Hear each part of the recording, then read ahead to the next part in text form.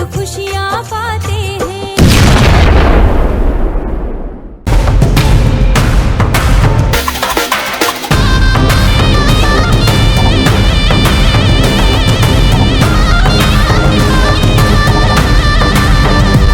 लेकिन माँ के भक्त की बात सुनिए, वो कहने लगा कि मैं आपको अकेला दिख रहा हूँ, लेकिन वास्तव में मैं अकेला नहीं हूँ, क्योंकि हरदम मेरी जगदम्ब मेरे साथ रहती है।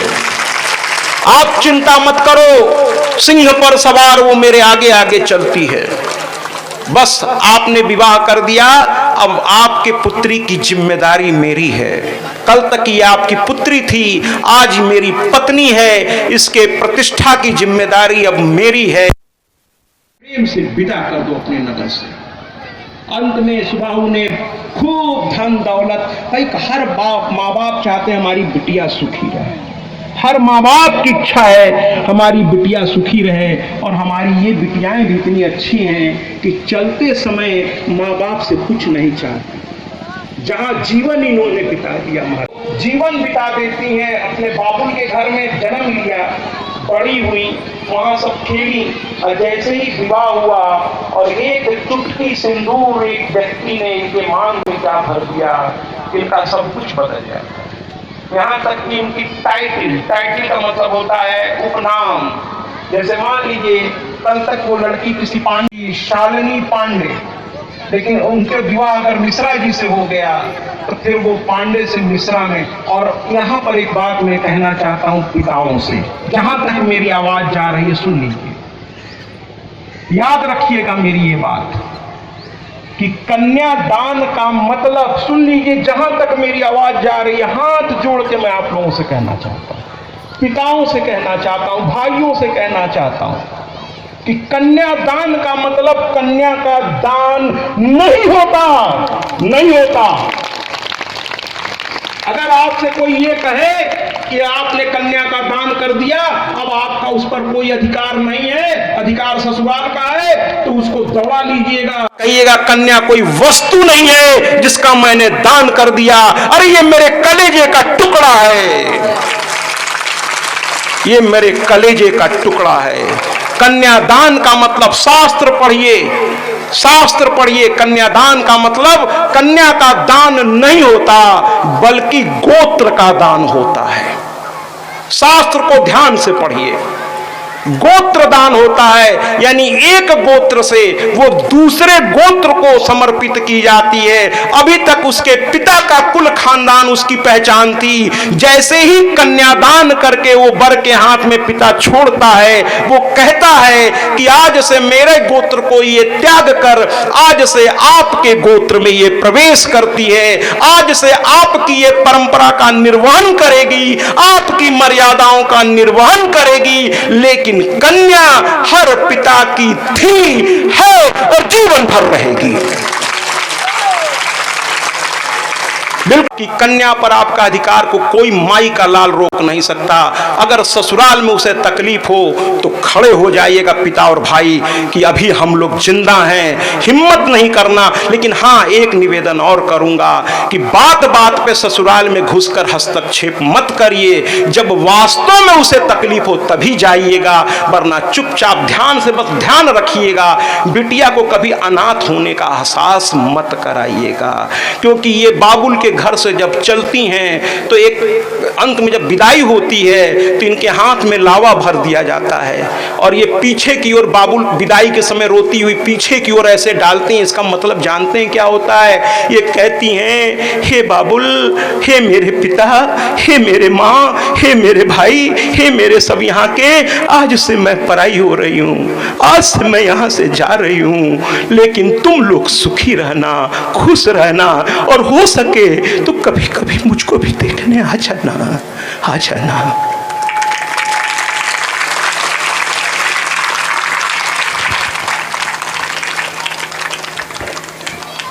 को खोजती है मेरा भाई आ जाए, कभी मेरे पिताजी आ जाए, और इनको चाहिए क्या आपसे, है ना? ये इंतजार करती हैं बूढ़ी हो जाए तब भी मायके के नाम पे खुश हो जाती हैं। आज मायके जाना है, उस खुशी को इनसे मत छीनिए। इनको कोई छुट्टी नहीं मिलती महाराज। हम लोगों को रविवार को छुट्टी मिल जाती है, सरकारी नौकरी है, आज संडे है, आज आराम करेंगे। इनको तो हर दिन काम करना है, सुबह से उठकर शाम तक। एक लड़की जब पैदा होती है तो माँ कहती है कुछ बड़ी होने थोड़ा कुछ पढ़ लिख लो, पढ़ती लिखती है। फिर जैसी थोड़ी बड़ी होती माँ कहती है कुछ घर गृहस्थी सीख लो, दूसरे के घर जाना है। बेचारी घर कहती है अम्मा आराम कर लें, कहे नहीं सीख लो, पहले घर गृहस्थी सीख लो, थोड़ा दूसरे के घर जाना है। लोग कहेंगे माँ बाप क्या सिखाए, है ना, माँ बाप पहले आ जाते हैं बीच में। सीख लो बिटिया। बेचारी सीखती है, कहती है अम्मा आराम कब करेंगे, कहती बिटिया सीख लो, शादी हो जाएगी फिर आराम है, आराम है।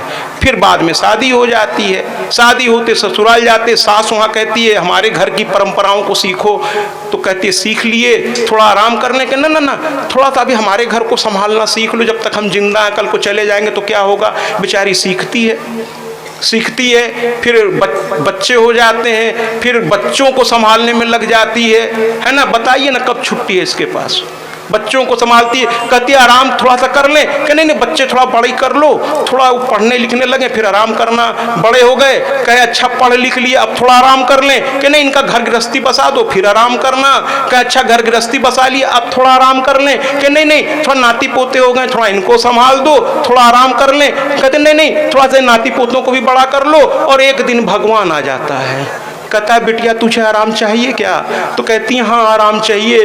तो कहता आ ना मेरे गोद में हमेशा के लिए आ जा, क्योंकि ये पृथ्वी के लोग तुझे आराम करने नहीं दे पा रहे हैं, नहीं दे। और ये चली जाती हैं संसार से।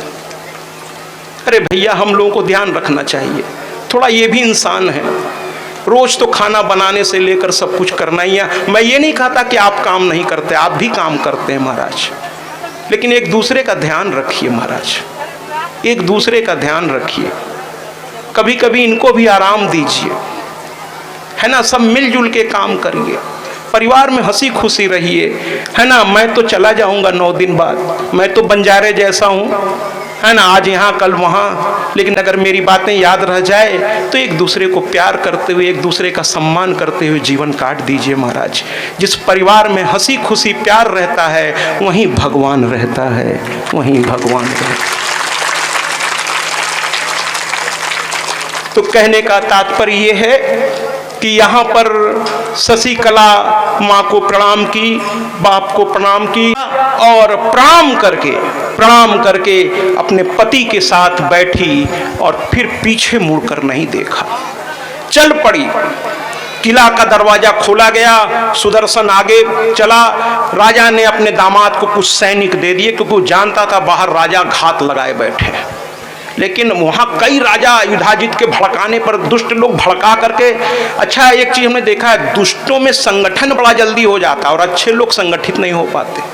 इसी का फायदा दुष्ट उठाते हैं, दुष्ट संगठित हो जाते हैं, एक साथ मिलकर हमला कर देते हैं, और सज्जन जो है आप सोचते रह जाते हैं और इसी में हार हो जाती है। सज्जनों को भी संगठित होना पड़ेगा कि अच्छे काम को कोई नुकसान न पहुंचा सके, किसी संत का कोई अपमान न कर सके, किसी विद्वान का कोई अपमान, किसी देव प्रतिमा को खंडित न किया जाए। जिस दिन अगर हम सब एक हो जाएंगे, किसकी मजाल है महाराज कि कोई देव प्रतिमा खंडित कर दे, कोई मंदिर खंडित कर दे, या किसी बड़े बूढ़े का कोई अपमान कर दे, किसी की मजाल नहीं है महाराज। हम सब अगर एक हो जाए तो बहू बेटी सबके सम्मान की सुरक्षा हो सकती है। हम सबको एक होना पड़ेगा, जात पात इस सबसे ऊपर उठ करके। अगर गांव की बहू है तो सबकी बहू है, सबकी इज्जत है। गांव की बेटी है तो सबकी बेटी है, सबकी इज्जत है। गांव का कोई बूढ़ा है तो सबके लिए आदरणीय है। जिस गांव में ये भाव आ जाएगा वो गांव तो अपने आप में स्वर्ग हो जाएगा, वो स्वर्ग हो जाएगा। ये निकल पड़ा, इसके साथ सेना थी। युधाजित ने ललकारा, भयानक युद्ध शुरू हो गया महाराज, भयंकर युद्ध होने लगा। युधाजित ने कहा मार डालो, इस लड़की को छीन लो, ये कमबख्त जो है अब आज इसको छोड़ूंगा नहीं, आज अयोध्या का पूरा मामला ही सुलटा देता हूं। मेरा नाती शत्रुजीत ही वहां रहेगा और ये लड़की भी उसको छीन के भी देता हूं। दुष्ट लोग ऐसे ही बोलते हैं, भयंकर युद्ध होने लगा। अचानक माँ को लगा मेरा अकेला बेटा और इतने सारे लोग इसको घेर लिए। और जब कहते हैं ना जिसका कोई नहीं होता उसका तो खुदा है यारों। मैं नहीं कहता, किताबों में लिखा है यारों, जिसका कोई नहीं उसका तो खुदा है यारों। एक शायर ने कहा है ये बात। तो भगवान उसी का है जिसका कोई नहीं। इसीलिए तो भगवान की प्रार्थना में हम लोग कहते भी हैं, और मेरे तो जीवन का सत्य है, तमेव माता च पिता तमेव, तमेव बंधु च सखा तमेव, तमेव विद्या द्रविड़म तमेव, तमेव सर्वम मम देव देव, मम देव देव, मम देव देव। कहने का तात्पर्य है अंत में मां प्रकट हो गई, कही सावधान, मेरे एक बेटे को घेर करके इतने लोग। भक्त का अपमान भगवान कभी बर्दाश्त नहीं कर पाता। एक बार उसका अपमान कर दीजिए वो बर्दाश्त कर लेगा, लेकिन भक्त का अपमान भगवान नहीं देख पाता। कहने लगी मां खबरदार। लेकिन युधाजित तो दुष्ट आदमी था, दुष्ट को सुनने की आदत होती नहीं है महाराज। वो झोंक में था, उसने कहा कुछ नहीं, मार डालूंगा इसको। अरे इस औरत की परवाह मत करो, ये क्या कर लेगी, ये औरत तो है। कुछ दुष्ट को लगता है औरत क्या कर लेगी। मां ने कहा अच्छा औरत क्या कर लेगी। मां ने एक हुंकार भरी। और इसीलिए मैं सभी से कहना चाहता हूं कि इन माताओं को कभी भी बुरी दृष्टि से मत देखिए, इनको हमेशा अच्छी दृष्टि से, इनको मां रहने दीजिए, बहन रहने दीजिए, पत्नी रूप में रहने दीजिए। लेकिन अगर आपने कोई गलत हरकत की तो फिर ये दुर्गा और काली बनते इनको देर नहीं लगेगी, फिर संभाल नहीं पाइएगा, संभाल नहीं पाइएगा महाराज। तो दुर्गा ने अपना रूप दिखाया और हुंकार भरा, और उसके हुंकार मात्र से युधाजित और उसकी पूरी सेना एक क्षण में जलकर धूम धूम भस्म हो गई। बाकी राजा डर गए, सवार कौन है। सब हाथ जोड़ के प्रणाम करने लगे। और हमारा ये सुदर्शन भी जो है कहने लगा, सुदर्शन भी ये कहने लगा कि वाह रे मैया, जो समस्या भक्त को लगता है कि कैसे हल होगी, लेकिन जो भक्त है भगवान जब उस पर, लेकिन अपना कर्म करना पड़ेगा। देखिए मैं कभी भी शिक्षक हूं, नहीं कहूंगा जादू से कुछ नहीं होगा, कर्म करना पड़ेगा। और कर्म भी ऐसा कि यहां से पसीना निकल करके पैर से जब तक नहीं बहेगा तब तक भगवान नहीं आएंगे। अपनी पूरी ताकत लगा के अपनी काम को सही तरीके से करिए, फिर देखिए ना भगवान आपकी मदद करता है कि नहीं करता है। नतीजा क्या हुआ, सब खत्म। एक झटके में सुदर्शन को एकदम मुक्ति मिल गई। सुदर्शन बैठ के आश्चर्य से देखने लगा कि एक इतनी दिन की समस्या मां के एक क्रोध की निगाह में सब शांत हो गया, और सुदर्शन के सारे शत्रु मारे गए। और सुदर्शन हाथ जोड़ करके रोने लगा, सुदर्शन हाथ जोड़ के रोने लगा। उसके ससुर सुबाहु भी आकर के मां को प्रणाम करने लगे, मां को प्रणाम करने लगे। मां ने कहा सुबाहु से कि तुमने भी मेरी बात पर विश्वास किया, अपने लड़की को एक ऐसे लड़के के हाथ में दे दिया जो बेचारा जिसके पास कुछ नहीं था, लेकिन तुमने समझ लिया कि ये मां का आदेश है, तुमने इसका पालन किया है, तुम्हें क्या वरदान चाहिए। सुबाहु कहने लगे हे मां, तुम्हारा दर्शन ही अपने आप में एक वरदान है, अब मुझे और कुछ नहीं चाहिए। कहने लगी मां नहीं, मुझ पर तुमने विश्वास किया है इसलिए तुम्हें कुछ तो देना है, बोलो क्या दे दूं। कहने लगा सुबाहु अगर देना ही चाहती हो तो हे मां, मेरे काशी में बाबा भोलेनाथ रहते हैं। काशी पृथ्वी का हिस्सा नहीं मानी जाती, वो बाबा के त्रिशूल पर टिकी मानी जाती है महाराज। तो बाबा रहते हैं, अब गौरा रूप में और दुर्गा रूप में तुम भी आ जाओ, तब तो इस काशी का बाल भी बांका कोई नहीं कर सकेगा। उसी दिन माँ जो है आ गई और वो दुर्गा कुंड स्थापित हुआ, वहां स्वयं माँ प्रकट हो गई। राजा सुबाहु ने उनकी आरती उतारनी शुरू की। और इधर सुदर्शन से माँ ने कहा तू क्या चाहता है। और मैया से सुदर्शन ने क्या कहा, आइए इस गीत में देखते हैं सुदर्शन ने क्या कहा। तालियों से आप भी मैया से कहिए।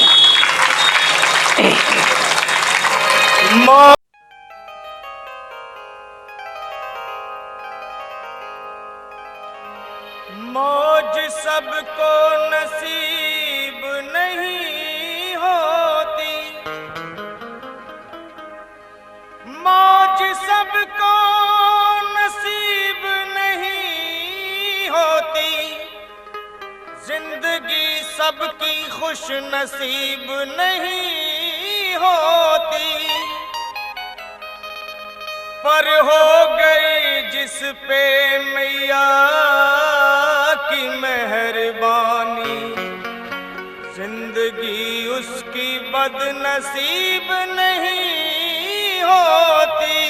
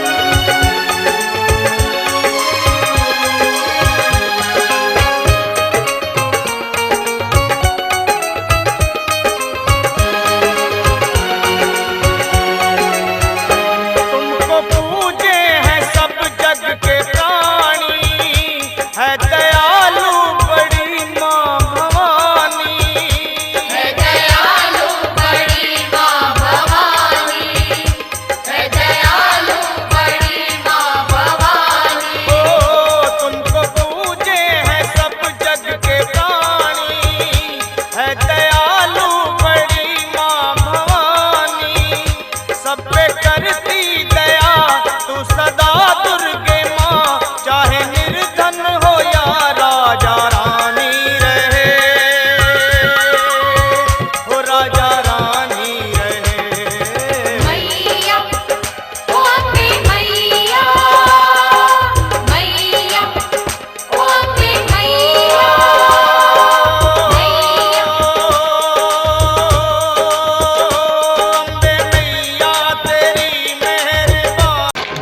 नारा शेरा वाली दा बोल साचे दरबार की।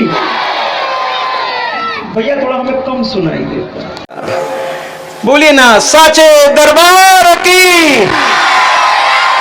नहीं सुनाई दिया, ठीक है ना। और फिर जब फूफा जी शुरू होते हैं तो फिर किसी के रोके नहीं रुकते, फिर तो हाथ पैर जो चलना शुरू